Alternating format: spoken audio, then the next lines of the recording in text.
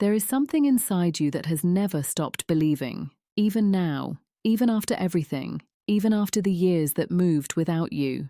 You did not come to this video by accident. There is a moment, a single, silent moment, when the thing you have been waiting for stops being somewhere in the future and starts being right here, right now, in this room where you are sitting. Tonight is that moment, and something in you already knows it. You have tried. Let that be said clearly. You have not been lazy. You have not been faithless. You have tried, quietly, persistently, in a way that most people around you never even noticed. You made the promises to yourself in the morning and felt them fade by noon. You said the affirmations, you wrote the lists, you watched the videos, you prayed the prayers, and still, something hasn't moved. Something has stayed exactly where it was, and you have started to wonder, not out loud, never out loud, whether the problem is you. It is not you. I want you to hear that again. The problem is not you. It has never been you. What it is, and what nobody has taken the time to actually explain, is one missing piece, one spiritual law that most teaching skips over entirely. Not because it is a secret, but because it is uncomfortable, because it requires something different from you than anything you have tried before. Not more effort, not more positivity, something quieter, something more precise, something that, once you understand it, will make everything that has not worked suddenly make sense. You are not broken. You are not behind. You are not being punished. You have simply been operating without the full instruction. Think about how many mornings you have opened your eyes and felt that low, quiet weight settle in before you even remembered what day it was. That moment before thought, that soft, grey feeling, you know exactly what I mean. You have lain there and made a silent promise to yourself. Today will be different. Today something will shift. And then the day comes, the day goes, and the weight is still there the next morning. Not because you did something wrong, but because the instruction you were given was incomplete. Here is what they taught you. Believe and you shall receive. Think positive. Visualize. Declare abundance. Here is what they left out. The law that governs when and how those beliefs become real. The law that determines whether your words stay in the air or sink into the substance of your life.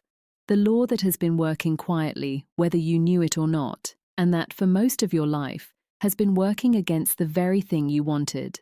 The law is this: your subconscious mind does not respond to what you want. It responds to what you believe is already true, not what you hope for, not what you dream about, what you already accept as the truth of your life. Neville Goddard said it this way: assume the feeling of the wish fulfilled. That sentence has been quoted 1,000 times, but what almost no one explains is the word assume. He did not say imagine it. He did not say hope for it. He said assume it. As in, take it as a given. As in, act from the place of it already being so. As in, your inner world must register it as fact before your outer world can reflect it as reality. This is not visualization. This is not positive thinking. This is a completely different operation. And it is why what you have been doing has not worked the way you expected it to work. If you have ever felt like life had a list of people it was going to get around to, and your name kept getting pushed further down, write one word in the comments right now that matches where you are tonight. Just one word. It will tell you something about yourself. It will also let me know you are here. Let me introduce you to the term I want you to carry with you from this video. You have been living as a spiritual spectator. A spiritual spectator is someone who watches the laws of the universe work for others and wonders, genuinely, sincerely wonders, why those same laws seem to pass them by. They believe in the laws. They study the laws. They teach the laws to their friends. But they watch from the outside. They observe transformation happening around them like a film they are not cast in. And the reason, the only reason, is that they have never moved from watching to inhabiting. There is a difference between knowing about a law and living inside it. You are about to stop being a spectator, tonight. There is one sentence I want you to receive right now, not as a quote, not as an affirmation, as a declaration, a statement that describes a spiritual reality that is already in motion, whether or not you can see it yet. Say it slowly as you read it. I now step into the life that has already been prepared for me. It is moving into form within 24 hours by divine law. Let that settle. Say it again, out loud this time. Let it move through you. Let your own voice be the instrument that delivers it to the one place that can make it real, your subconscious mind. I now step into the life that has already been prepared for me. It is moving into form within 24 hours by divine law. Now let me show you why that sentence is not just beautiful language. It is a precision instrument built on 3 laws that work together like a single living mechanism. The first is the law of assumption. This is the law Neville Goddard spent his entire life trying to explain. Your outer world is not the cause of your inner world. Your inner world is the cause of your outer world. What you assume to be true, without evidence, without proof, in the quiet privacy of your own mind, that is what the universe organizes itself around. When you speak that sentence, you are not asking, you are not hoping, you are declaring that the shift has already happened, that the life is already prepared, that the movement is already in motion, and your subconscious, which cannot tell the difference between a real event and one vividly felt, begins to reorganize accordingly. The second is the law of divine timing. There is a reason the sentence includes 24 hours, not someday, not eventually, 24 hours. Your nervous system needs an anchor. Without a specific window, your mind drifts back into the vague distance where hope lives but never lands. But when you hear 24 hours, something in the body tightens, something sits up. The subconscious registers a real window and begins working within it. Isaiah 30:21 says this, "And thine ears shall hear a word behind thee, saying, This is the way, walk ye in it." The word comes. The direction is given, but you have to be listening within a specific window of time, not a general cloud of one day. The third is the law of accelerated demonstration. When a belief shifts not just in the mind, but in the body, when it drops below thought into feeling, the demonstration does not take years. It does not take months. Transformation can happen in a single evening, a single phone call, a single moment when the door that was closed simply opens, not because you forced it, but because you stopped pushing and started inhabiting. Isaiah 65:24 says it plainly, "And it shall come to pass that before they call I will answer, and while they are yet speaking, I will hear." Before you even finish the call, before the prayer is complete, the answer is already in motion. What changes when you speak that sentence with genuine inner feeling is the frequency you are sending, and the answer that was already prepared can finally find you. I want to tell you about a woman named Margaret. She was 58 years old. She lived in a small rented flat in Bristol. She had worked the same administrative job for 19 years and had recently been told that position was being eliminated. Her daughter was getting married in 4 months, and Margaret had nothing saved. Her credit was strained. Her confidence was quieter than it had ever been. She had not cried about it yet. She was past the crying part. She had moved into a kind of numb acceptance, not peace, but the grey stillness that comes when a person stops expecting good things and starts simply managing what arrives. A friend had sent her a recording, a teaching about the law of assumption, and she had listened to it on a Tuesday evening while washing the dishes. She told me later she almost turned it off. It sounded like everything she had heard before. But something, she said, a warmth in her chest, made her keep listening. And near the end, she heard a sentence. Not exactly the one you just heard, but close enough. And for the first time in years, instead of thinking about it, she felt it. She put down the dishcloth. She stood still in her kitchen, and she spoke aloud, quietly, to no one in the room. "The life prepared for me is already coming." She did not cry. She did not perform faith. She simply said it and then did something she had not done in months. She went to bed without dread. The next morning, a letter arrived. Her employer, restructuring the severance package, had included a sum she had not expected, 3 times what she had been told. That same afternoon, her sister called. A job vacancy, one Margaret was qualified for, in a field she had once loved, had opened at a company near her. She had not applied. The sister had heard about it through a colleague.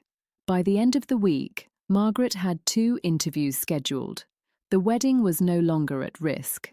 And Margaret told me she had not done anything. She had simply stopped blocking the path with her own fear. That is what the law of accelerated demonstration looks like when it is real. That is what 24 hours actually means. I now step into the life that has already been prepared for me. It is moving into form within 24 hours by divine law. If that is landing in you right now, not as a nice idea, but as something your body is quietly recognizing, tap like on this video, not as a favor to me, as an acknowledgement to yourself that something in the last few minutes just settled in you like a quiet recognition rather than a new thought. Now let me tell you what has to happen inside you for this law to work. Florence Scovel Shinn wrote, "Your word is your wand." She did not mean that words are decoration. She meant that spoken words, spoken with inner conviction, carry a literal vibration that interacts with the field of possibility around you. The mouth is not just for communication, it is a mechanism of creation. Joseph Murphy confirmed this from the neuroscience side before neuroscience had the language for it. He taught that the subconscious mind is impressed not by what the conscious mind wants, but by what it accepts. And the fastest way to move something from wanting to accepting is repetition with feeling. Not mechanical repetition, not affirmation without emotion. Repetition that carries the felt reality of the thing as already done. This is where most people have gone wrong. They have repeated words with their mouth while their body was still broadcasting doubt. The mouth said yes. The nervous system said, "I do not believe this." And the subconscious, which is always listening to the deeper signal, heard the doubt. What you are learning tonight is how to bring the mouth and the body into the same frequency. Right now, in this room where you are sitting, I want you to do something. Put one hand on your chest. Feel your own heartbeat. That rhythm has never stopped working for you. Even in your worst moments, even in the years when nothing seemed to move, that heart kept its promise to you. It did not give up. It did not decide you were not worth the effort. It kept going. That is not just biology. That is a deep, built-in testimony to the fact that something in the universe is committed to your continuation. Now, from that place, your hand on your chest, feeling that rhythm, say it one more time. I now step into the life that has already been prepared for me. It is moving into form within 24 hours by divine law. Say it again, slower this time. Let the words land in the chest, not just the mind. Let your body hear what your mouth is declaring. This is not performance. This is participation. And participation is exactly what moves a person from spectator to heir. Now let me tell you about tonight. Specifically about tonight. There is a reason this teaching is reaching you at the hour it is reaching you. The hour before sleep is the most spiritually significant hour of your day. Neuroscience calls it the hypnagogic threshold, the period when the conscious mind begins to release its grip and the subconscious becomes fully open. Every thought you carry into that threshold travels deeper than any thought you have during the day. Every image, every feeling, every word you speak or hold in that sacred window goes down like water into dry ground, deep, fast, and without resistance. What you plant there tonight does not stay in the mind. It enters the body. It enters the field around you. And it begins, while you sleep, to organize reality in its direction. This is why Carl Jung said the unconscious mind is not beneath us. It is the larger intelligence we are operating inside. The conscious mind is a single room. The subconscious is the entire building. And for most of your life, you have been decorating the room while the building was configured for a different outcome. Tonight, you reconfigure the building. Here is what I want you to do, not as a step, not as an assignment, as a lived experience. Tonight, after this video ends, go somewhere quiet. Lie down. Let the body become still. Do not try to force sleep. Simply allow the body to settle and the mind to soften. And as that softening happens, as the day begins to dissolve, bring one image into the quiet space behind your eyes. Not a complicated image. something small and specific and real. A phone that rings with good news, a door that opens, a number in an account that has changed, a face of someone you love, at ease, relieved, something that represents the life that has been prepared for you, not the whole of it, just one visible piece of it. Feel the warmth of that image. Let it move through the chest. Let it become more real than the worry. Let it become more present than the doubt. And then, slowly, speak the declaration one more time, quietly, almost without sound. I now step into the life that has already been prepared for me. It is moving into form within 24 hours by divine law.